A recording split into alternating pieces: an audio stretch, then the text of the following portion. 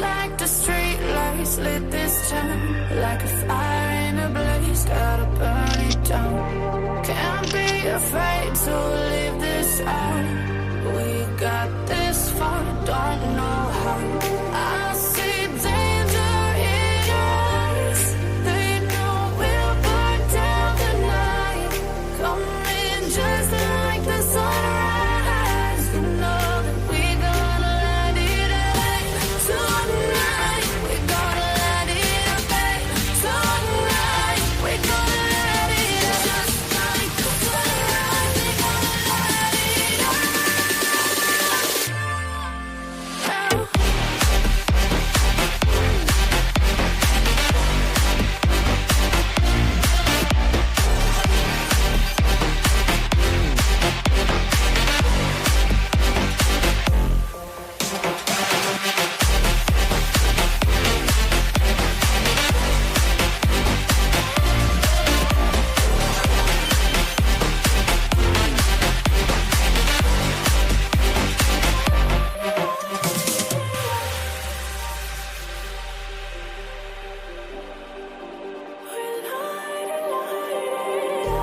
Just like a spark that's breaking out. Can't make a stop, can't turn back now. We know that there's no room for doubt. No, we can't turn back now. I see danger in your eyes. They know we'll burn down the night. Coming just like the sunrise. You know that we gonna light it up tonight. We gonna light it up tonight. We gonna light it up just like the sunrise. We gonna light it up.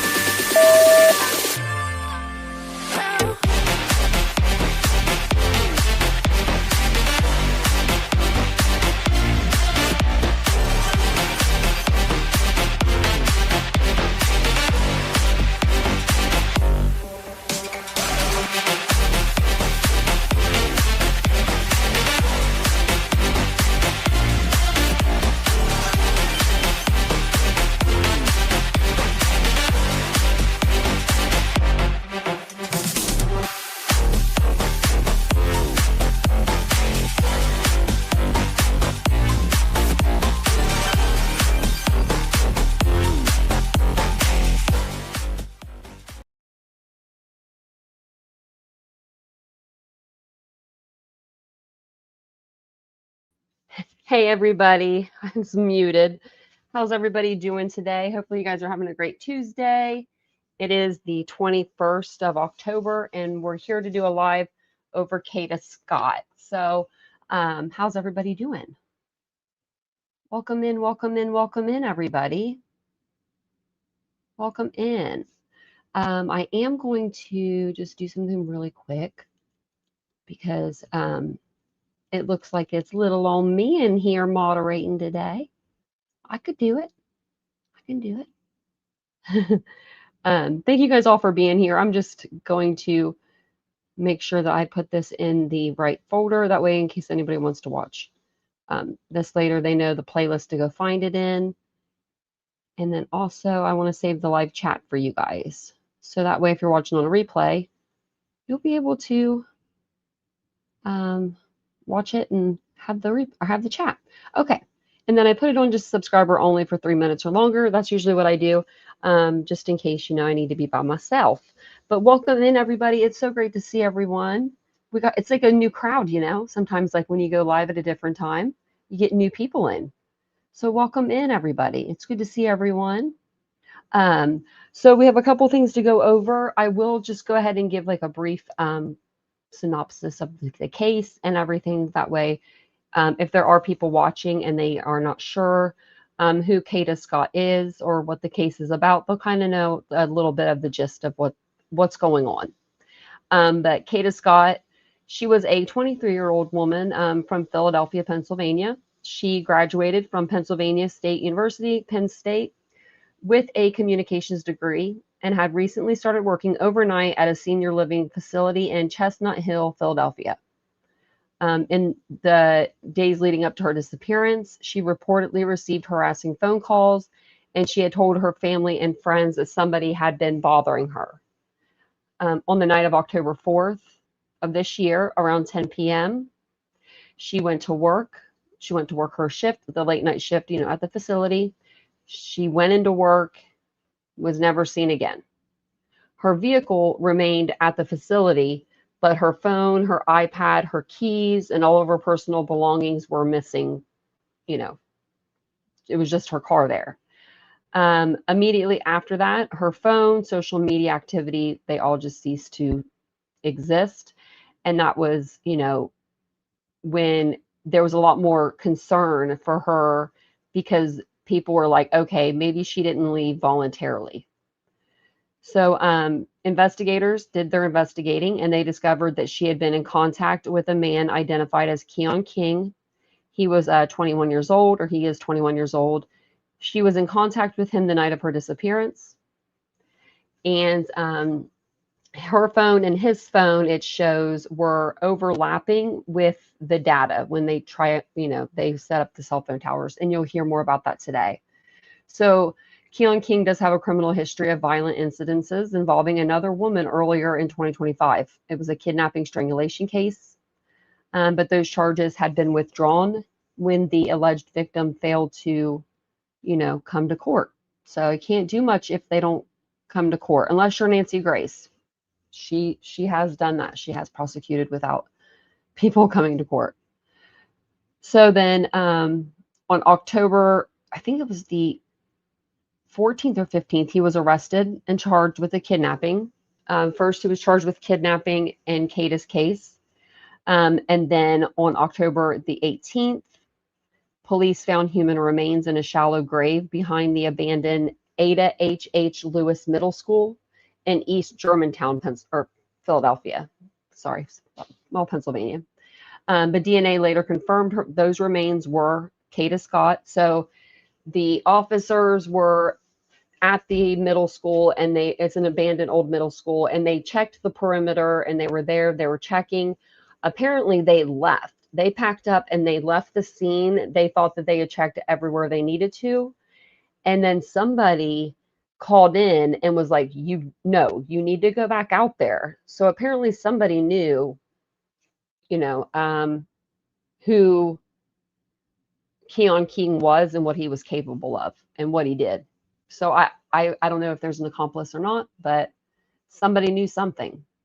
So Keon King was arrested. He's being held on $2.5 million bail.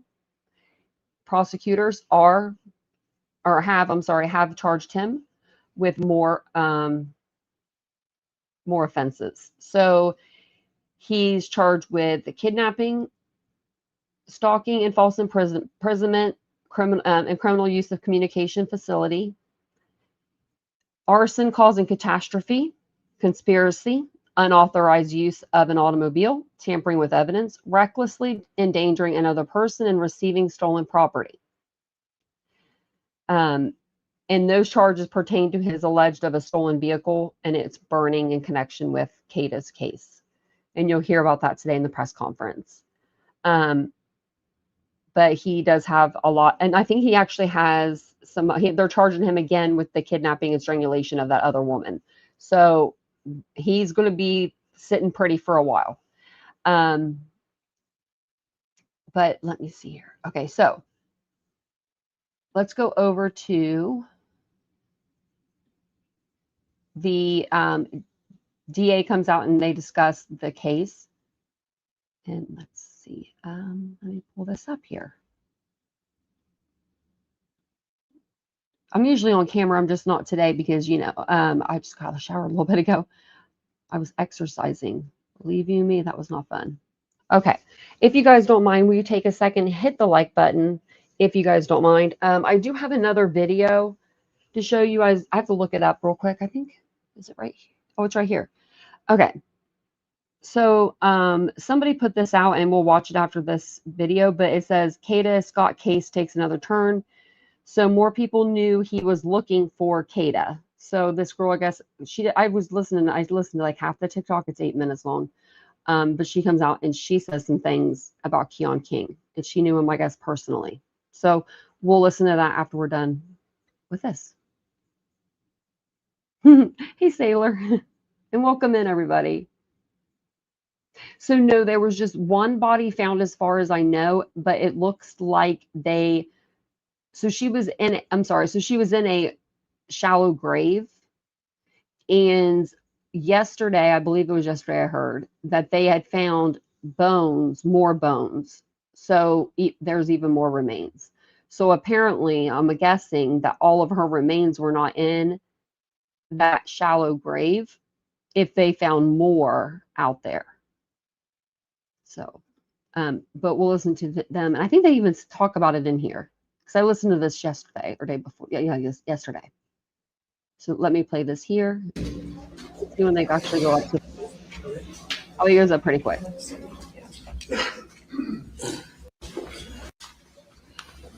Just fast forward until he starts talking. Is everybody ready? We're all good.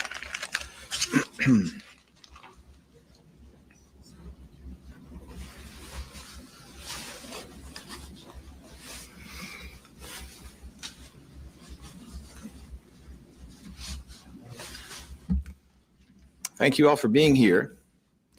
Ordinarily, this would be our Monday press conference in which we focus on two different things. One of them being gun violence data and another being a related special topic. That is not what we're doing today. This press conference is yielding to the needs and the wishes and the priorities of the family of Kada Scott in the process of addressing those needs. We will be announcing that there are new charges being brought against Keon King. We'll get into the details, but the bottom line is a second case has already been approved, and we expect there to be a new arrest today, in all likelihood, of Keon King when he is brought in from the jail. The arrest will be for burning of a car, arson, causing catastrophe, conspiracy, several other charges, and we'll get into the details of that in a moment. But more than anything, as I said, this is a press conference that I hope will in some way address some of the needs and wishes of the family. At this time, I'd like to identify some of the good people who are here. We have with us Philadelphia City Council member Anthony Phillips from the 9th Council District, who has been extremely heavily involved in addressing the family's needs, as have other city officials, but extremely heavily involved, including in a meeting with the family where I was also present. He will be talking about the efforts that his office is making specifically to address the family's needs when he speaks later during this conference. We have First Assistant DA Robert Listenby here, ADA Ashley Kozlowski of the DAO's Homicide Non-Fatal Shooting Unit, who is handling this matter in close communication with me and others, but is handling this matter. We'll be addressing some of the new developments in the case. ADA Bob Wainwright, who is her chief, the chief of the DAO's Homicide Non-Fatal Shooting Unit, is present. Mariel Dela Cruz, who is the director of the DAO's Victim Services Unit, is here. Donna Wood, who is director of DAO's Relocation Unit, is here. We have Tania Leonard with us today, who is the director of the DAO's CARES Unit. And we have Marcus Allen. Mr. Allen is the cousin of Kada Scott on the mother's side, and he is present here on behalf of the family of Kada Scott.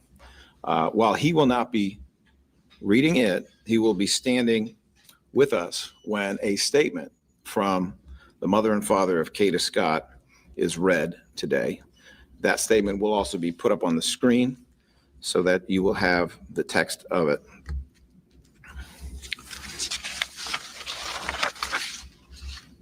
Over the last several weeks, Mayor Sherelle Parker, the Philadelphia Police Department, the Philadelphia DA's office, elected local officials, as well as faith leaders and community leaders, have been showing acts of kindness support, advocacy, prayer for Kada Scott's family. Yesterday, I had the chance to visit Kada Scott's mother, father, sister, uncle, and cousins, along with Philadelphia City Council member Anthony Phillips and some other members of our team to speak to them, to listen to, and to access their current needs, to explore how the DAO can assist them and walk with them through this horrific and difficult journey, to express our condolences to them in person, and to offer resources through our external engagement operations, which include our victim services unit and our CARES unit. We also were there to provide the most recent update on the investigation, to answer their questions about the prosecutorial process, its details, its timing, and what they as a family can expect next in the criminal justice process. It was very important to me for them to get some details about the case, which is developing almost hourly from us and not just from the media. And that is no disrespect to the media, but it's hard for a family to read and learn things about a loved one for the first time on a television screen or on social media or by reading an article. So we wanted to make sure that we conveyed to them as early as possible, as much as possible, so that they would have the information that they wanted and that they needed. During the sit down with the family, we made a commitment that today's press conference would be all about their daughter. And therefore, as I've already mentioned, there are certain things that we want to cover today. We want to cover a statement that is to be read and released to the media on behalf of the family, specifically written and approved by the mother and father of Kada Scott. We want to cover some recent developments within the investigation and prosecution of Keon King. We want to continue our request for the community's assistance, tips, and information that would help the investigation and strengthen the prosecution against defendant Keon King. Let's understand the community has already done tremendous work in aiding progress with this investigation. We are simply asking for more. And we also want to convey the upcoming effort to support the family of Kada Scott, led by City Council member Anthony Phillips of the 9th Council District, including the use of his office for that purpose, and we will let him speak about that. I'd like to start with the family's statement. Tania Leonard, who is the director of the DAO's CARES unit, and Mariel Dela Cruz, Jessica Serrano, victim witness coordinator, will stand with Tania, is going to read that statement on behalf of the family. Standing with them, of course, will be Mr. Marcus Allen. Although he will not be speaking today, he will be here at their request and as their presence in this moment. You should know that Tania, who was present when Councilmember Phillips and I spoke to the family, will be working collaboratively with them and with our internal and external victim advocates to prioritize critical necessary services to support the family and communities that are impacted by this horrific killing.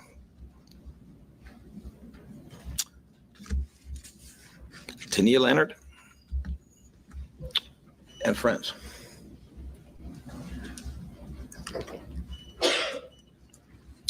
Good morning. I'm Tania Leonard, the Director of Crisis Assistance, Response, and Engagement Unit here at the Philadelphia District Attorney's Office. And on behalf of the CARES unit, I want to begin by extending our deepest care and support to the family of Kada Scott during this unimaginable, difficult time.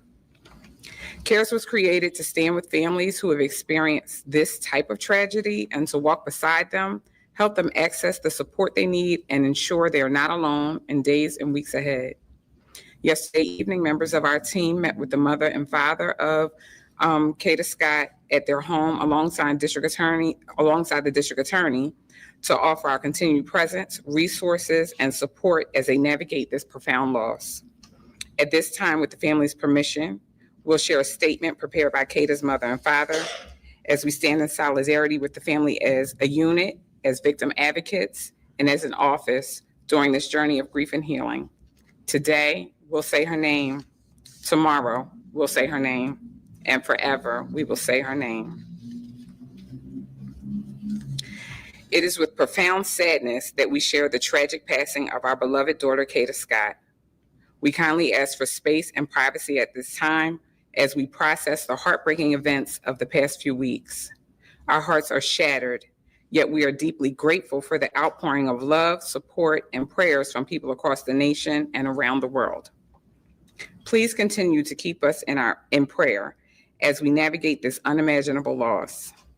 Our hearts are broken beyond measure.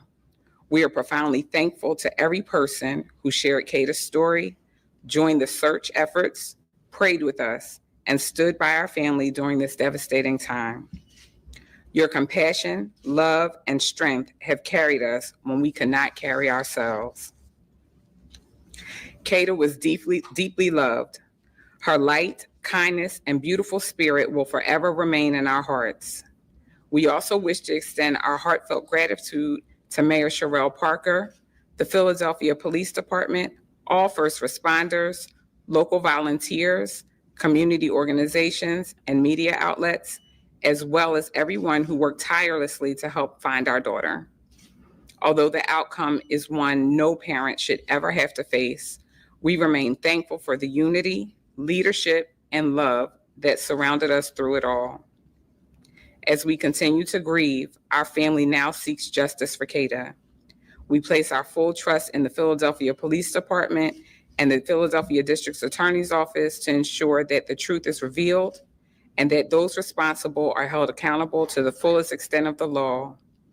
Please honor Kada's memory by showing kindness and care to one another, just as she did every day of her life. With love, strength, and gratitude, the family of Kada Scott.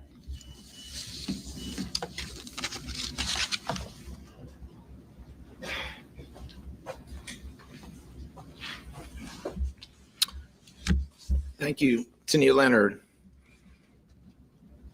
Ashley Teslowski will be, at this time, lead counsel in the prosecution of Keon King and has been working tirelessly on every aspect of the case, including obtaining a warrant that contains additional charges. Those charges include arson, causing catastrophe, conspiracy, unauthorized use of an automobile, receiving stolen property, reckless endangerment of another person, tampering with evidence. We are not done, but this is a significant development in the prosecution itself, and obviously there have been other developments already reported over the weekend in the case. It is my pleasure to call forward Ashley Teslowski, who does about as good a job as anyone I've ever seen. Thank you. As of last night, our office approved charges, as the DA just said, of arson, causing catastrophe, conspiracy, unauthorized use of an automobile, tampering with evidence, recklessly endangering another person, and receipt of stolen property. Those charges are in reference to the burning of a vehicle. That vehicle is a 2008 black Hyundai Accent. That vehicle first entered our radar last week. Investigators received a tip that there was a vehicle burning and that vehicle had some connection to this case.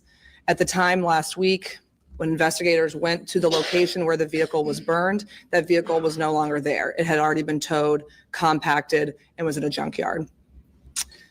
This weekend, we recovered additional evidence, including video evidence that confirms that this vehicle, we believe, is the vehicle that Mr. Keon King used to move Ms. Scott. We recovered video out from near the Ada Lewis Middle School, where our search and the investigator search has been focused. There's a rec center directly next to that school. Video evidence was recovered from that rec center, and we are now able to say that this Hyundai Accent was on location at all of the times we're looking at all of the pertinent points in the investigation. That vehicle was stolen on October 3rd from the area of 6600 Sprague Street. We believe that vehicle is the vehicle that was used in this case. That vehicle was then on scene at that rec center, which ultimately, as we all know, is where we found Ms. Scott's human remains. Video evidence indicates it was on location. Video evidence then indicates it leaves the location. It is burned on October 7th. It was located at the 2300 block of 74th Avenue. When this new video evidence was uncovered this weekend, investigators from the homicide unit cross-referenced all of this information with the cell phone evidence that we had already gained and we had already been using in terms of the kidnapping case and other charges. What I can share is that the cell phone evidence, the call detail records, and timing advance data as it pertains to Keon King's mobile device puts him at all of the locations that we're talking about. It's on scene when the Hyundai Accent is there at the recreation center. It is on scene when the vehicle is burned. Based on that, last night I approved those charges. And as the DA said, we should have more information in terms of bail and a preliminary hearing date, hopefully this afternoon or certainly by tomorrow.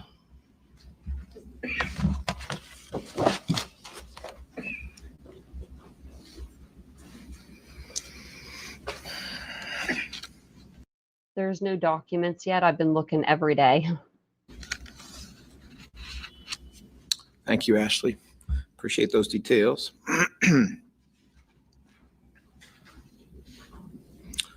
Just a reminder to those in the public who have been so helpful. I think you just heard Ashley Teslowski talking about the fact that this burning automobile was connected to this case in part due to a tip from the public. I'm not kidding when I say that the public has played an enormous role here. I would ask residents of Philadelphia to continue reaching out with tips and information to seek justice for the family of Kada Scott and to allow us to have all the facts so we can justly and vigorously prosecute defendant Keon King and any other people who may have been involved with his activity.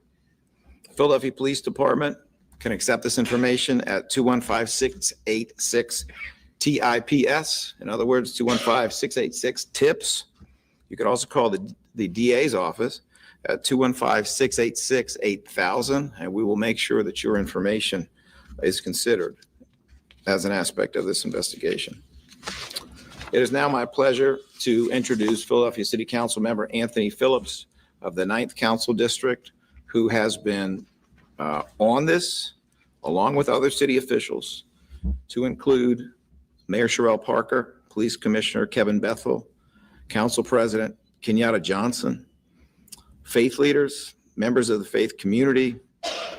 Councilmember Phillips has been there from the start, and he has more to do. He has more to say about what it is the public can do to further assist this family. We are excited to have the opportunity to support the upcoming efforts of Councilmember Phillips in the mighty 9th Council District.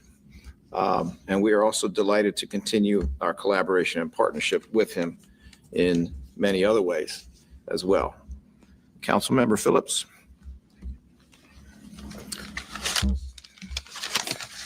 Good morning. Thank you, District Attorney Krasner, for your efforts to bring this monster to justice. I'm not here to talk about the monster. I'm here to talk about Kada and the family. As District Attorney pointed out recently, we had the opportunity to meet with the family of Kada. We had, quite some private conversation about some things that were really important to the family. And what we determined from that conversation from the family is the kindness and wonderfulness of who Kada was. And after speaking with the family, they told us some things that could be helpful to them. And so myself and our office has decided that we're going to try to support them in their efforts to help them with their needs. But before I begin, I just want to make this announcement. I just want to say that Kada Scott mattered. Her life matters. She was a kind woman. She, as the family has pointed out, Kada was kind. She was kind in how she helped support the elderly at her work. She was kind to her friends. She was kind to her family. Her school teachers that she had, high school principals talked about her. Her college administrators and staff and professors have spoken about her. They talked about her contagious joy and smile and wonderfulness. And so we're reminded that, tragedy strikes here in Philadelphia, and nothing can cease the pain that this family is going through.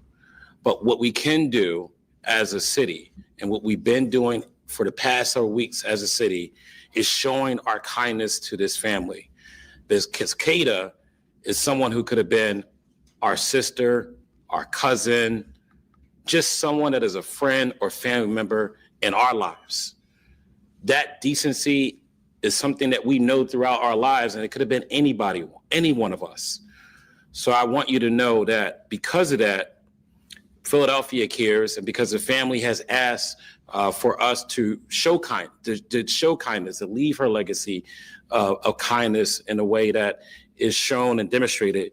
Today, our office has the intentions to open up a collection effort starting tomorrow with our office to collect gifts and items for Kada's family. Some of the items the 9th District Office is accepting for the Scott family during this difficult time include self-care items, toiletries, comfort and relaxation products, gift cards such as meal delivery services, or general gift cards such as a Visa gift card or other store-related gift cards. For food, non-perishable food items, these gifts are intended for Kada's mother, father, and high school age sister, a young woman. The high school age sister is a young woman who continues to show incredible strength as she strives to prepare for college amid such heartbreak. We want her to know that her entire community stands behind her and cheering her on. So if donations can be dropped off at our office, City Councilmember Anthony Phillips' office on Wadsworth Avenue, located at 1514 Wadsworth Avenue, Philadelphia, PA 19150. Our office is going to be open from 8:30 to 4:30, Tuesday through Friday, starting this week. We're going to have special Saturday hours on Saturday from 9 a.m. to 12 p.m. Where people can send their donations, bring their donations as well. If you have any questions, please call our office at 215-686-3454. This is an opportunity, again, for the city of Philadelphia to reflect the kindness. Again, I want to say this is an opportunity for the city of Philadelphia to reflect the kindness that Kada has shared. And we've already done that by helping promote and get the level of justice that she needs. But now let's show the family that we're not only there for them in that tragic moment, but we're going to be there for them after. So please make sure that we get as many donations as possible to 1514 Wadsworth Avenue, October 21st to the 25th. Our office is open 8:30 to 4:30 from Tuesday through Friday. And this Saturday, we're going to be open from 9 a.m. to 12 p.m. Again, self-care items, gift cards, and food and non-perishable items. Also want to remind folks that we did opportunity to speak to the family. And one of the things that the family did note to us, which is really important, is that they did say in their statement, respect their privacy. So that's why we're collecting the donations at our office, and we're going to be delivering it to them at a location that they want to be delivered to. But I want you to also know that they don't want people knocking on their doors, including members of the press, because it's traumatizing for them right now. It's really traumatizing for them right now. And so we would like for folks to just hang off, members of the press to hang off for now from knocking on their doors, because that's what the family has desired.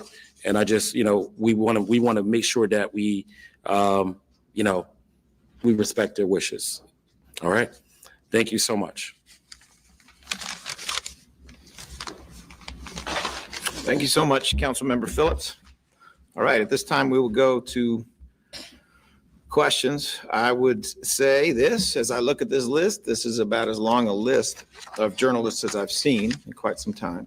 So a couple of ground rules. Please try to confine your questions to one or two. If there's additional follow-up, we can try to address that later, just so we can give everyone their opportunity. Number two, these questions I'm going to ask you out of respect for the family who are present here should be on the topic of today's press conference, please. And that's not the first time I've requested it. I'm sure that you understand why. And to the extent that you can confine them to the topics we are addressing today, please understand this is an ever evolving, developing situation, both in terms of investigation and prosecution. There are things that we know today that we cannot tell you. And we cannot tell you for a variety of reasons: the integrity of the investigation, safety, the trauma that the family is dealing with is not best handled by their finding things out for the first time in the media. So we will try to be as transparent and open as we can, consistent with those obligations and consistent with the purpose of this press conference, which is to respect the family's needs and wishes. Channel 3 CBS, I see Joe Holden and Josh Sanders. Yes, good morning. Good morning. I'll try to rattle these off, Mr. Krasner. First, can you give us any more information about the tip that leads police back to Ada Lewis? Secondly, how does she really meet Keon King, if you know? And then third, have there been any conversations about how King is out again after multiple, are you retraining people in your staff? All right, so that's three questions. Let me address the third one. We are always trying to do better. We have already acknowledged, and I'll acknowledge again, we could have done better with respect to one or more of the decisions that were made in a case that was otherwise handled well. And we are looking at a variety of different options that I think are appropriate for the lessons that we have learned in this case. As for your other two questions, I'm going to ask Ashley Tizlowski to come forward to answer them for you. So in terms of your first question about the tip, what I can share is that obviously initially we received a tip to go to a meeting last week. We received a tip to go to the Ada Lewis Middle School. Investigators went, did a thorough search. Essentially what the new tip was this weekend was go back. It was go back, she's there, look again, and they did give more specific details in terms of where to look. And ultimately that is what led us to her. Text, email, can you say how? I'm not going to say how. Obviously, we are investigating the tip and we'll continue to do that. But the tip was more specific than the first. It was very specific to go back, and it was more specific in terms of where to look. And that is what the police did. And I'm sorry, your second question was? How do they know each other? I'm still not going to comment on that. It's something that is actively being investigated. Obviously, they knew each other to some extent. We believe in terms of maybe there was some cell phone communication, obviously. But other than that, I'm not going to comment in terms of how they know each other. That's something that's still, or where they met or how long they knew each other, because that is something that's still being investigated.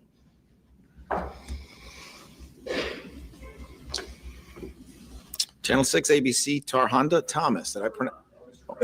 My apologies. Can I follow up with my colleague real quick? Just two quotes. You're Channel 3 CBS as well? Yes, sir. Yes, sir. Of course, yeah. Just two follow-up questions. You mentioned lessons learned. I wondered if you could give the specifics of those lessons that your office has learned from this.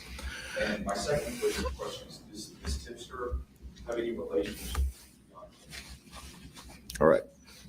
So we're now getting into 5 questions from one station, but let me see what I can do for you. All right.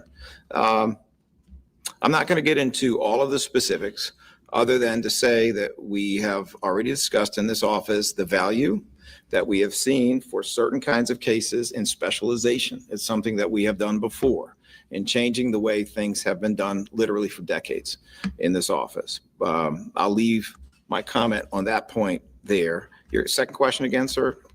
The tipster, are they related to Keon King? When you say the tipster, you're speaking of the tipster for the... The person who followed up with a tip, said go back and gave more details, and to be specific, is this a family member of Keon King or someone related to Keon King? I think I know what the answer is going to be, but let me check with Ashley Tuzlowski.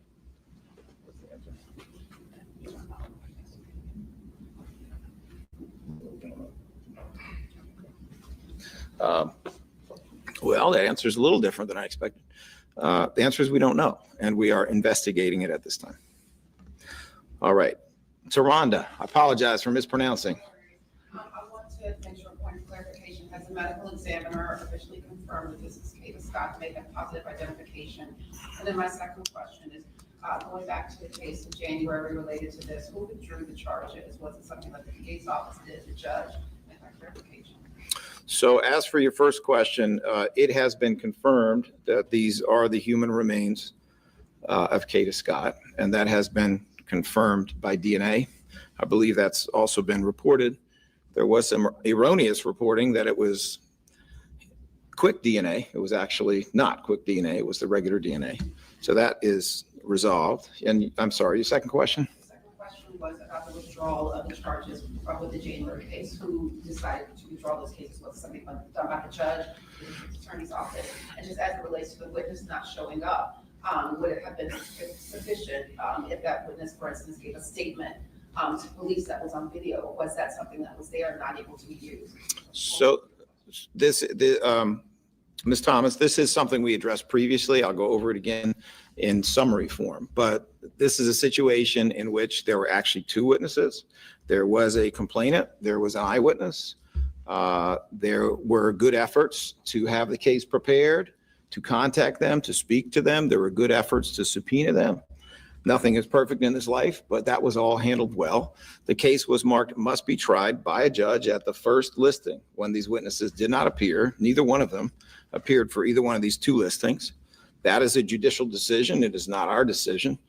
And then on the second occasion, when these two witnesses did not appear again, the attorney who was handling this case was faced with having the case either thrown out or withdrawn. There are certain strategic reasons why it can be better to have it withdrawn. But understand, when a judge of a particular level, and here it's the municipal court, rules that this is a must-be-tried case, that under the law as it exists requires the second judge to throw it out if the case is not ready to be tried. As we have indicated before, I do believe that there is a way this could have been presented without those witnesses. The buck stops here. That is on me, that it was not handled in that fashion. But I also believe, as I've said before, that it's a tough situation, especially in domestic cases, when you have a defendant out of custody who's going to come in and out of the courthouse doors, just like those witnesses. All right, Channel 10, Telemundo, Isabel Sanchez. Sorry to mention this, but I'll ask in Spanish. Si nos puede hablar de estos nuevos cargos que presentan el día de hoy contra Hyun-Kim, por favor. Tenemos cargos nuevos. En este caso, tienen que ver con lo que pasó con un automóvil. Quemaron el automóvil. Is that the right word? Okay. I saw those eyes. I thought I got it wrong. Let me try it again. Tenemos cargos nuevos, en este caso, sobre quemar un automóvil. Esos cargos van a incluir el cargo de arson, también de auto theft, receiving stolen property, causing a catastrophe. Son las palabras en inglés que tienen que ver con lo que hizo este defendiente en cuanto al automóvil que él usó para llevar a la víctima. My second question would be, ¿se podrían esperar más cargos a medida que esta investigación continúa? Okay, English and Spanish. I just asked if we can expect more charges coming up soon in regards to this investigation. I have reason to believe that there will be additional charges that will be coming. Exactly when is unclear, and it may be two different groups of additional charges.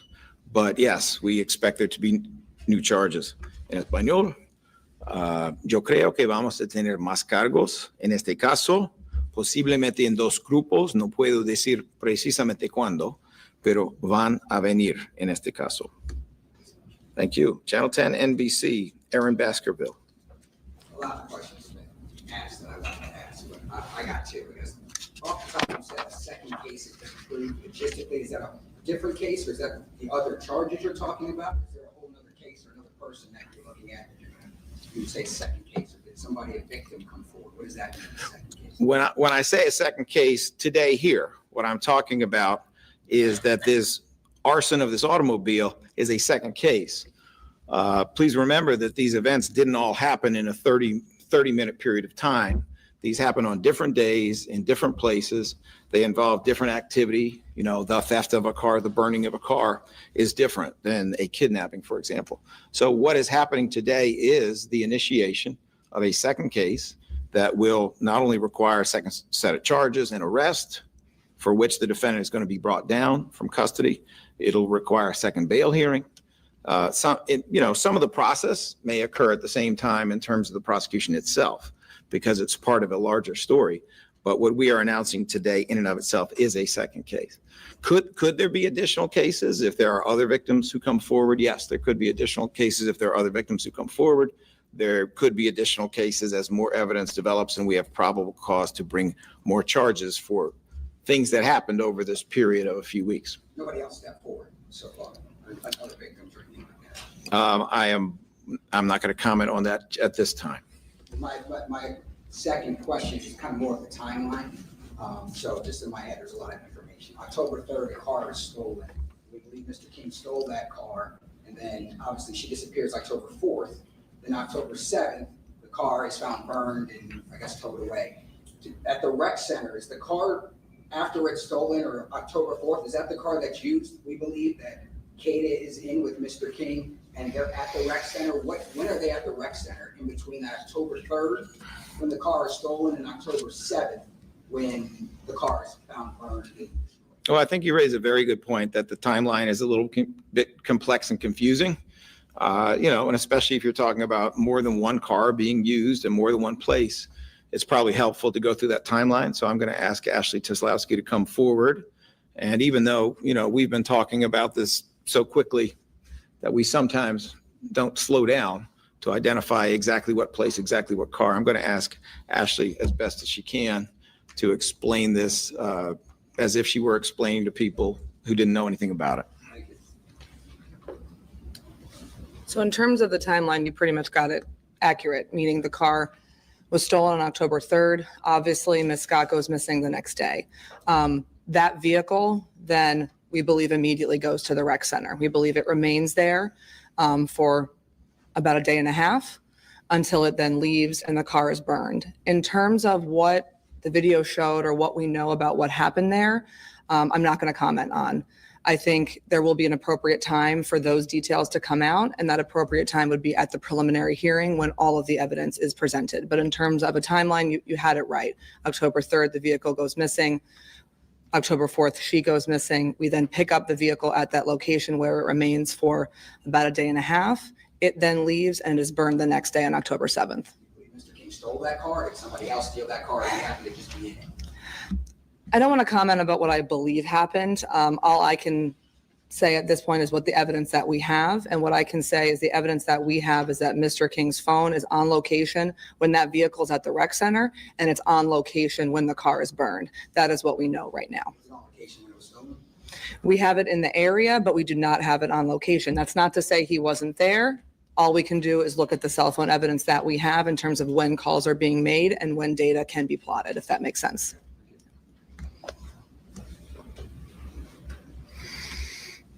All right, let me see.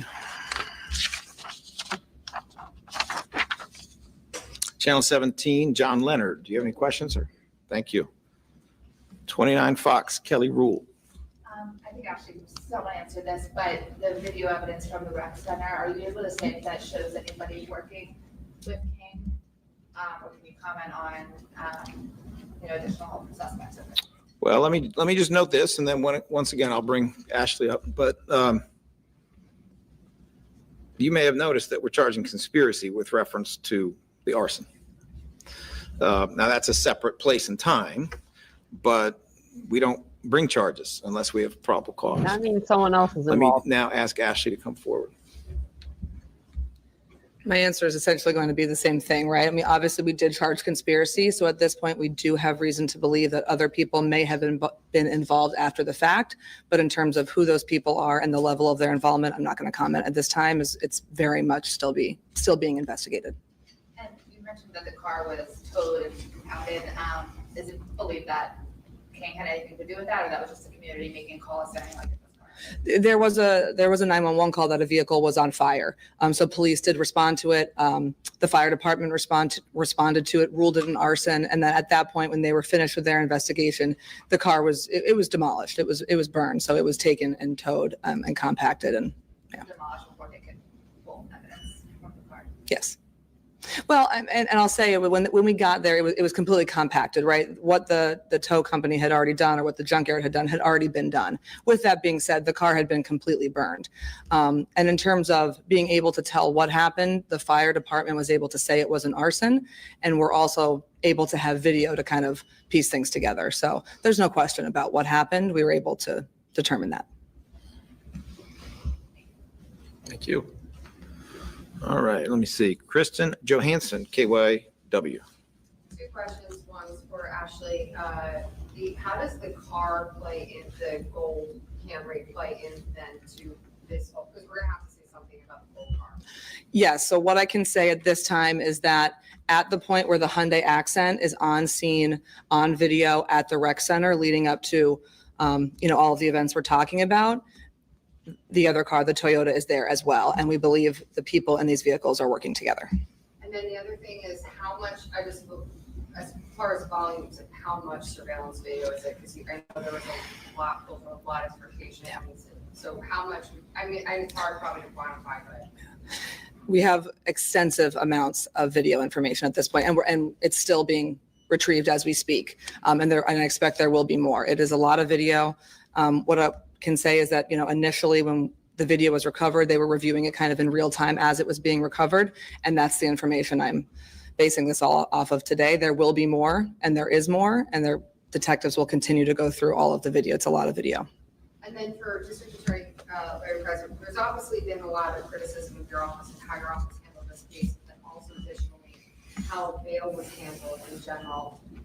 What can you do to ensure, or I guess prove to the public, or there's probably a better word there, ensure the public that there's not another Kada Scott that's going to come out, that there's not going to be another kind of case like this where a case is withdrawn, was violence against women, case withdrawn, bail was not, appealed immediately.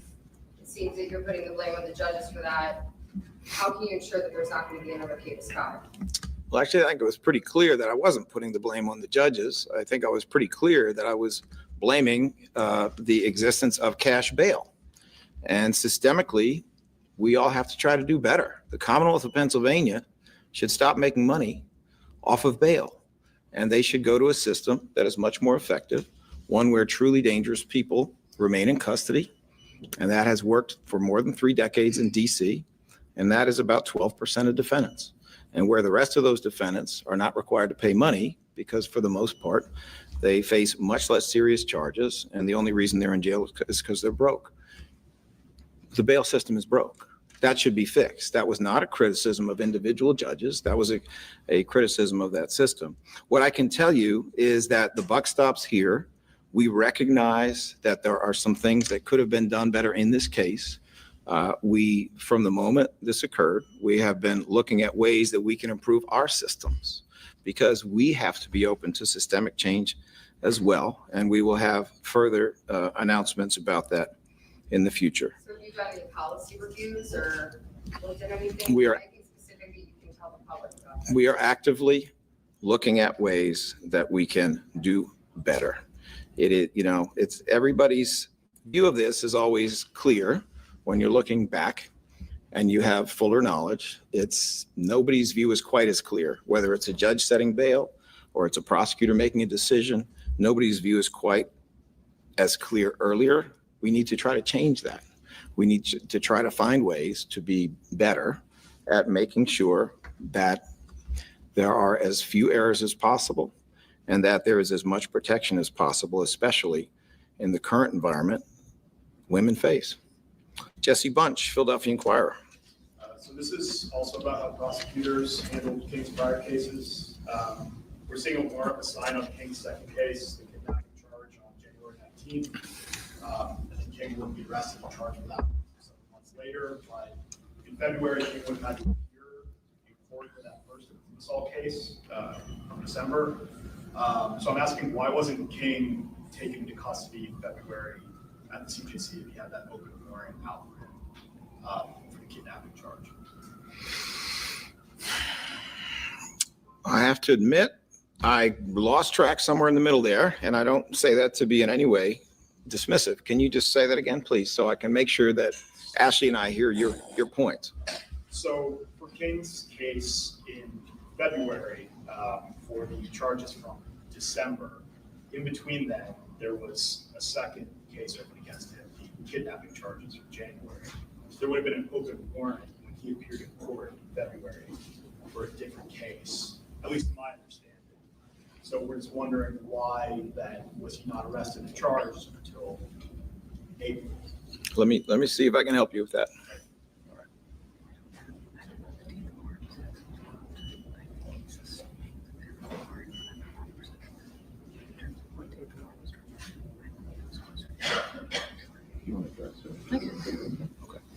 So what I was just sharing with the DA was, in front of me, I don't have the date that warrant was actually dropped against Mr. King. I don't know if you have that or if you're just assuming that there was a warrant at the time, because I know he wasn't arrested until closer to April, and I believe the warrant was closer to that. But again, I don't have the date that that warrant came through, meaning I can't stand here and say that that warrant was active at the time he appeared.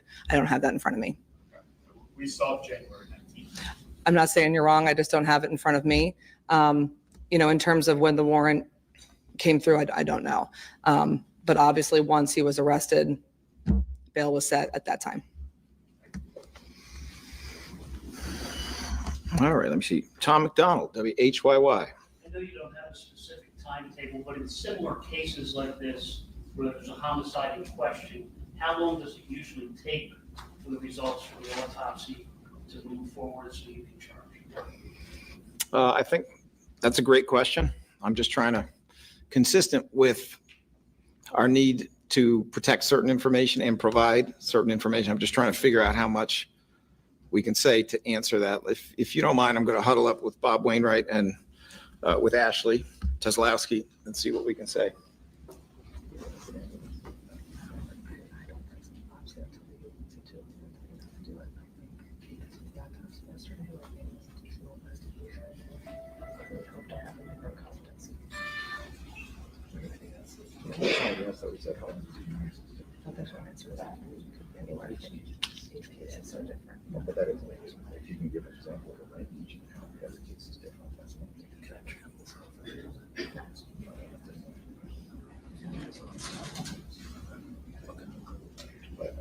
The question is actually rather academic. It's how many you take. If you want to just express a range and say it's different. Yeah, do that. All right, to answer your question, how long does it typically take?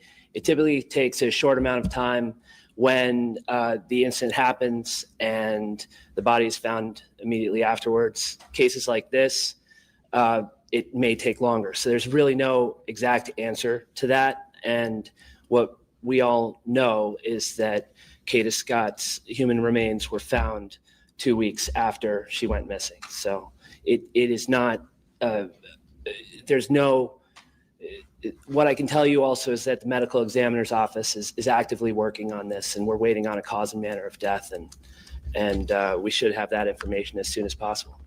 But you're preparing homicide charges. I think that's a fair statement.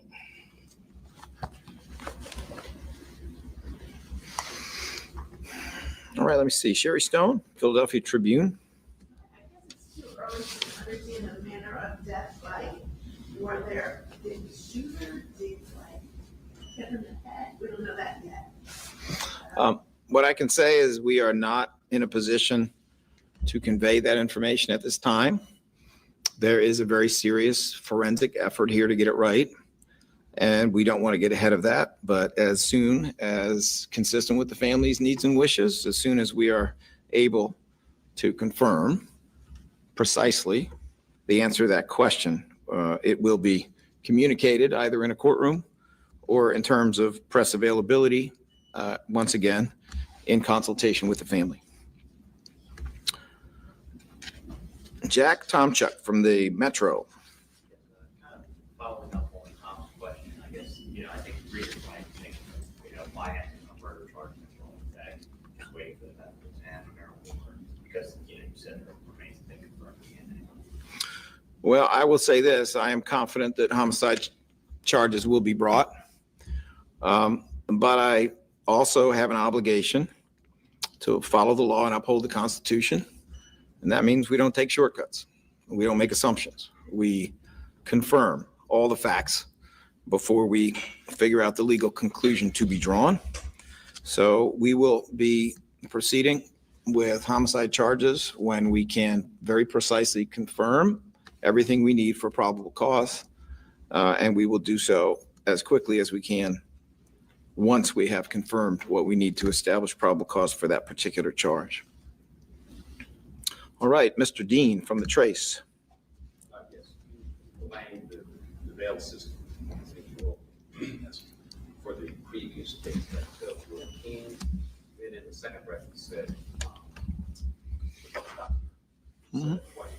Right. Practically speaking, what are the consequences for the buck stop? Well, let me just be clear. I mean, blame is a word people seem to like. I have not been a fan of cash bail from the beginning because I think it endangers the public. I have spoken about this going back almost 7 years, and I'm aware of the reasons that it continues to exist in the Commonwealth of Pennsylvania. They're not wonderful. Let me put it that way. That is a truth. I hold that truth. And I think it would be a great advance if this state, Commonwealth of Pennsylvania, would get away from cash bail and go in the direction of no cash bail, where some people, no matter what their resources, are going to be held because they're a danger. I wish we would go that way. So I do hold that truth, but I also hold the truth that we can do better, that we should try to do better every day, that even though many decisions, many aspects of the preparation of this case were solid, that there were other aspects of the preparation of this case where we could do better. So I say the buck stops here because in an office of 650 people, it is my responsibility. If there is an attorney who makes a decision, and if that decision is not the best one that could have been made. Yes, sir. Well, your critics will say this is exactly what we've been talking about for the last 50 years. Very grassroots. Uncles cases, criminals at the revolving door.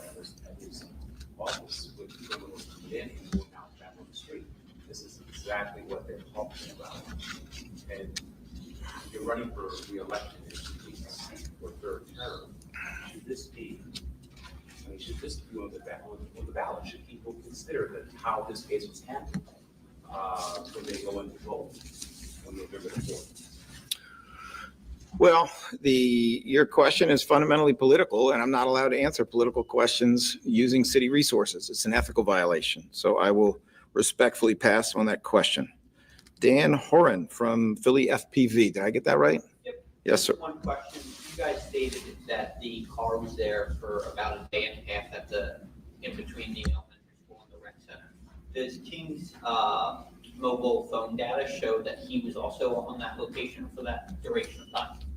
Let me bring up the expert here.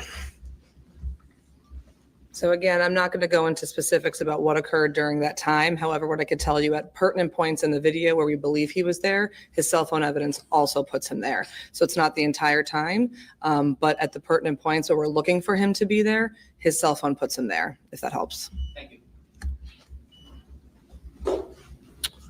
Michaela Althouse, Philly Voice. The case from earlier this year, any update on that beyond what this was reopened? So charges against that, as you said, have been refiled. It is listed for its kind of first preliminary hearing listing after the refile on November 4th.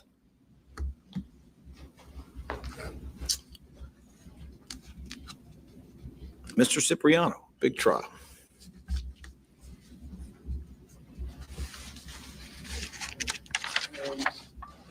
Mr. President, 4 years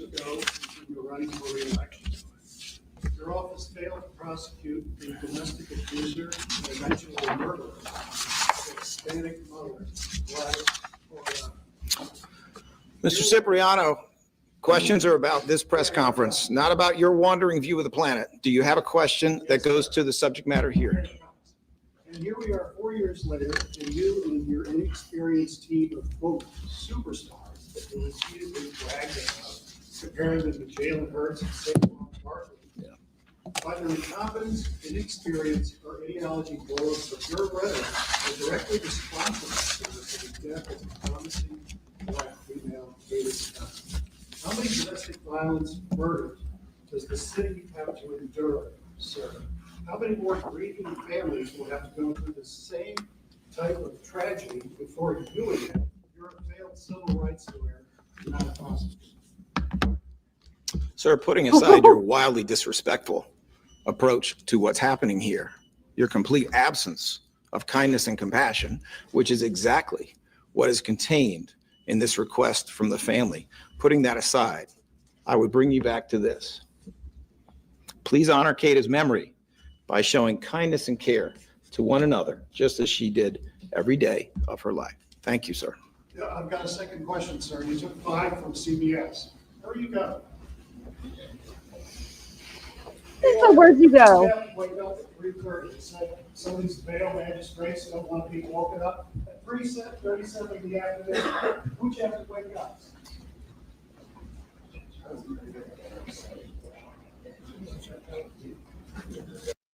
Oh,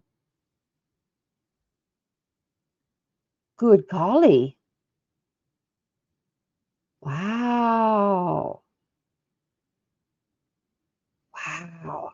I listened to that whole thing except for like literally the last 2 minutes probably because I got home yesterday from Target and I was like, "Oh, there's nothing left." You know what I mean? Oh, that ended. Ooh, that ended kind of bad. Oh, well, about that. uh, damn. Yeah, that guy at the end. I'm gonna have to go back and listen to him.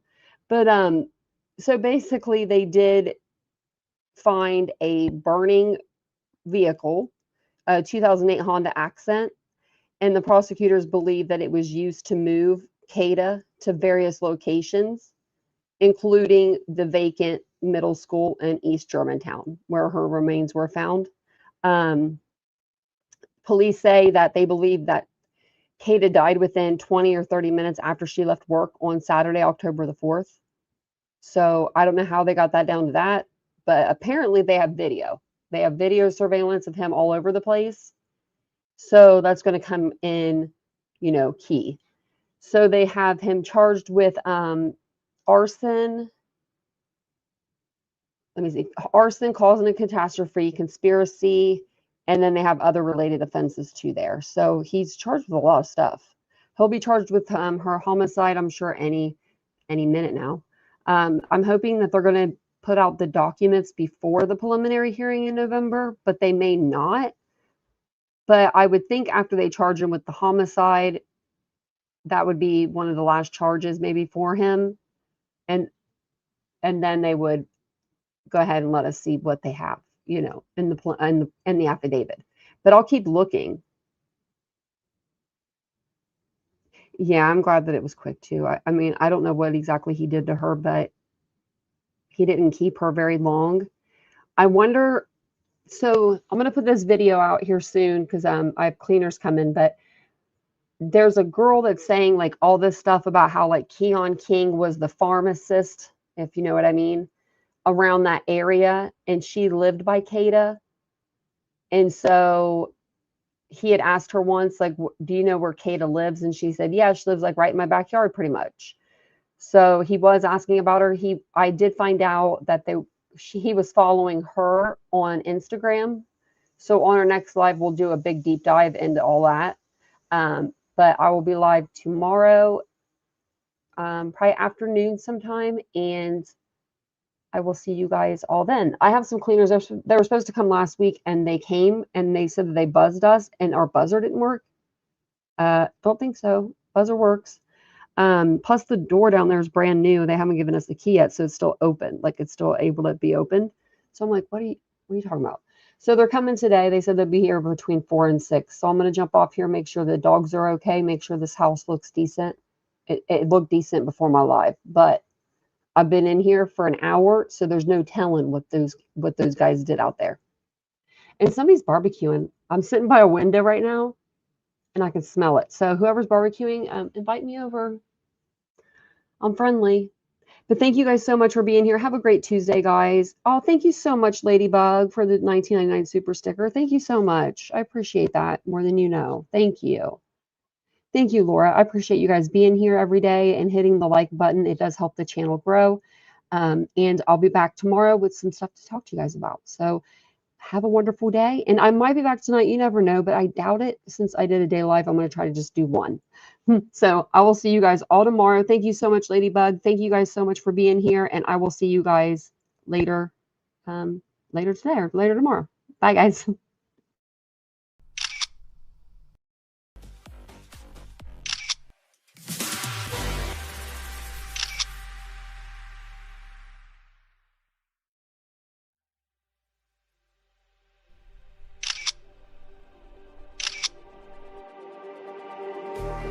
Just like the street lights lit this town, like a fire in a blaze, gotta burn it down. Can't be afraid to leave this out. We got this far, don't know how. I see danger in us. They know we'll burn down the night. Coming just like the sunrise. You know that we're gonna let it out. Tonight, we're gonna let it out. Tonight, we're gonna let it out. Just like the sunrise, we're gonna let it out.